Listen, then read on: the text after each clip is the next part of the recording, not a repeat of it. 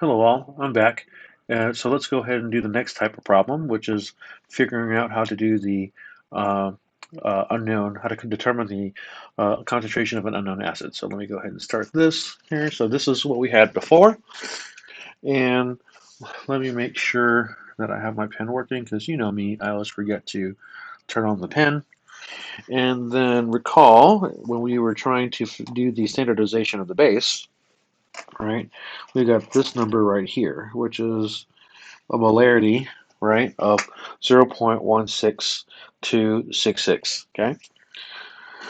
0.16266, right? And you could do some significant figure stuff right now, but don't worry about that yet. I would go through the entire calculation first and then do your significant figures, okay? So just, as many figures as you want. 5 is plenty, so we can do that. So next thing to do, like I said, is to do the determination of the concentration of the unknown acid, right? So, so this is part 2. Determination of concentration of an unknown acid. Okay, and so the unknown acid in this case, right, will be HCl, hydrochloric acid. Okay, it's always going to be like the first kind of acid-base titration that freshmen do in lab. So we'll do that as our example. And so, first thing, of course, to do always is to do a balanced chemical equation. And again, when you have a neutralization reaction, you always end up with a salt and water. So we start out with HCl plus, oops, let's try that again. HCl plus sodium hydroxide makes H2O and salt, or sodium chloride, right? And in the last slide, I forgot to do what I always tell you to do, which is put the states of matter, right? I forgot to put it here, but we'll put it here, right? HCl in this case is AQ for aqueous. Sodium hydroxide is also AQ for aqueous. Water is a liquid, so that's L, and sodium chloride will be AQ as well because it will be dissolved in the water. Right, so don't ever forget to put in your states of matter. And you can see here we actually have already a balanced chemical equation, right? For every sodium hydroxide we have one hydrochloric acid. Because on the other side, one Cl, one Cl, right? Uh, two hydrogens right here from the water. There's one hydrogen here, and there's one hydrogen here, so two hydrogens. So everything's already balanced. Great stuff. So again, this will be a 1-to-1 molar ratio, right, of base to acid, right? And it makes it easier, of course. Just know, though, that you might have a calculation where you do a balanced chemical equation, and it's not 1-to-1. It might be 1-to-2 or 2-to-1. Just keep that in mind. And that ratio is what you'll use to do your dimensional analysis to figure out all the rest of the stuff that we're figuring out today. Okay. So now that you have your standardized base, right, or the actual concentration of your base, which I'll move it over to the next slide just so that we don't forget, 0.16266, right? So sodium hydroxide was 0.1, I already forgot already. Let me go back, 6266, 266 molar, right? And we're trying to figure out what the concentration of the hydrochloric acid is. Okay, so again, we use a burette and flask for this. All right, so here's your burette. Okay, and here's the stopcock. And then here's the little spout at the bottom of the stopcock. Right, and here's the flask. Right, and again, don't forget, the base is always the titrant in an acid-base reaction. Right, so the sodium hydroxide goes into the burette. Right, because it's the titrant, not the tritrant. Sorry, the titrant. Right, and then the bottom here is where you put in your acid in the flask, right? Some volume of acid. So here it's HCl. Okay. So easy to remember that. is that the base goes into burette, right? B and B, burette, right? And the acid goes into the flask. So A and A for acid, F for flask, A, well, whatever. B for base, right? And B for burette. And so you'll fill it up, right? And you could fill up some more from the last time you did it, right? When you did the standardization, or you can just leave it from where leave it where it was before, right? When you got done with your standardization, which, if you recall, it was at 15 mils, right? It was at 15 milliliters, okay? And don't forget that the sodium hydroxide is the 0.16266 molar variety concentration, right? And then also don't forget to add in your 2 drops of phenolphthalein.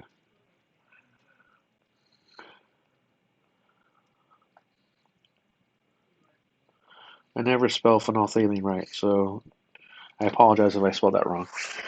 Right? So there's 2 drops of phenolphthalein there, because if you don't put in the phenolphthalein, it will never turn pink. And you need it to turn pink because when it turns slightly pink, that is called your endpoint or your equivalence point. And it essentially, once again, just to review, it indicates when that you have the same number of moles of acid as you do base in the solution. Okay? So let's just say the lab tells you, I'm making up numbers here. So let's say it tells you to put 25 mils of the hydrochloric acid in there, right? 25 mils of hydrochloric acid in there. It could be any volume, but that's the important part. You need to know what the volume is because you put it in there, okay? Which is different from when you did the KHP standardization of the base. You didn't really care how much the volume was there because you already had the grams, right? And from the grams of KHP, you could figure out the number of moles. But in this case, you're going to have the volume, right, to figure out the number of moles of HCl, and that's why you need to uh, figure out the concentration of the HCl. So that's why you need to have the volume for this one. Okay. And so just like last time, you'll have your sodium hydroxide drip through until you get to the equivalence point or the end point, right? And say it went down here, and now your volume is sitting at, let's say, 25 mils, right there, right? So since you didn't start out at zero in the burette, you're going to have to use the equation now, right? The formula, which is final volume minus initial volume equals total volume to figure out the total volume of sodium hydroxide that you put into the flask, right? So it's easy as pie. We ended up with the final volume of 25. Subtract 15 from that because that was our initial volume, and that gives us 10. So 10 mils of sodium hydroxide, right, went into the flask. Cool, cool, right? Well, how is that helpful to you? Well, that's helpful to you now because since you have the number of mils or the volume that went into the flask and you have the concentration of the sodium hydroxide, you can figure out the number of moles of sodium hydroxide that went into the flask, right? And it's just as easy as what we did before. Remember where we had molarity equals number of moles divided by the volume in liters, right? And so we'll put our concentration of sodium hydroxide here, 0.16266 molar NaOH. That equals number of moles all over the liters, which we figured out that it was 10 mils of sodium hydroxide. Remember, it's in liters, so you have to convert the 10 mils to liters, 10 milliliters to liters. Move the decimal point over 3 places, right? And so now it's 0.010 liters, right? Good stuff. So now all you have to do is solve for number of moles. And you can just cross multiply here, where it's going to be 0.16266 times the 0.01, right? And then you'll do the x, or the number of moles, times 1 on this side, which is still going to be just a number of moles. And so let me get my calculator. which I had here a second ago. There it is. All right, so you type in 0.16266 times 0.010, and that gives you 0.0016266, whoops, 66, there we go, moles of sodium hydroxide went into the flask. Okay, that's great because now you can use this in your dimensional analysis to figure out how many moles of hydrochloric acid was in the flask, right? So here we go. 0.0016266 moles of NaOH. And remember from our equation here, right? Our balanced chemical equation, 1-to-1 molar ratio.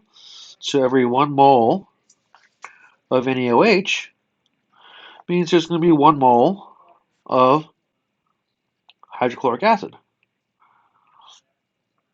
right? Because we need number of moles of hydrochloric acid, which is just super simple, right? Because it's just 1 times the 0.001666 and then divided by 1, which is the same number again, right? So that means you get 0.01666 moles of HCl, right? That's great because now that you have the number of moles of HCl, you can just divide it by the volume of HCl that you had in liters and you'll get the concentration. So, molarity of HCl then equals 0.001666 moles of HCl, all divided by this volume right here in liters. And again, you got to convert it to liters.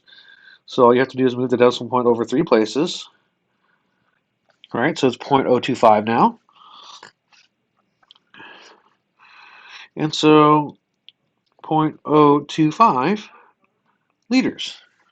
And so you'll take that number, you divide it by the number of liters,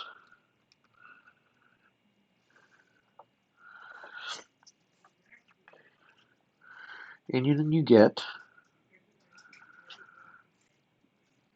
0.065 molar HCl. And that is the concentration of the unknown acid right there. That is the concentration of the unknown acid. Good stuff, right? So again, I just made these numbers as I went along, right? But when you're doing your acid-base titration, use your own numbers, numbers you got from your burette, right? The numbers that you got from your volume that you put in there of hydrochloric acid, okay? That's the important thing. You've just got to make sure that as long as you know the process, all you do is you put in the numbers that you got from the experiment, and you should be able to do the same kind of thing, okay? So the numbers you should be getting from your experiment in this part would be, for example, the initial volume, right, from the burette, the final volume from the burette, right, and then also the volume of the acid that you put into the flask, right, and then from the previous part, the concentration you got for the sodium hydroxide standardization. Okay, and it's as easy as that, right? Fix my 6 there that I messed up. All right, I think I did that right. Let's make sure here. Yep, I'm pretty sure.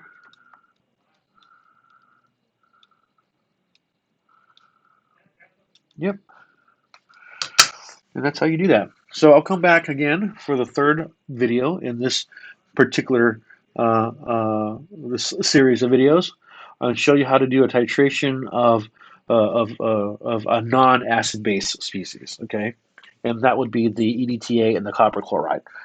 And I'll see you in the next video.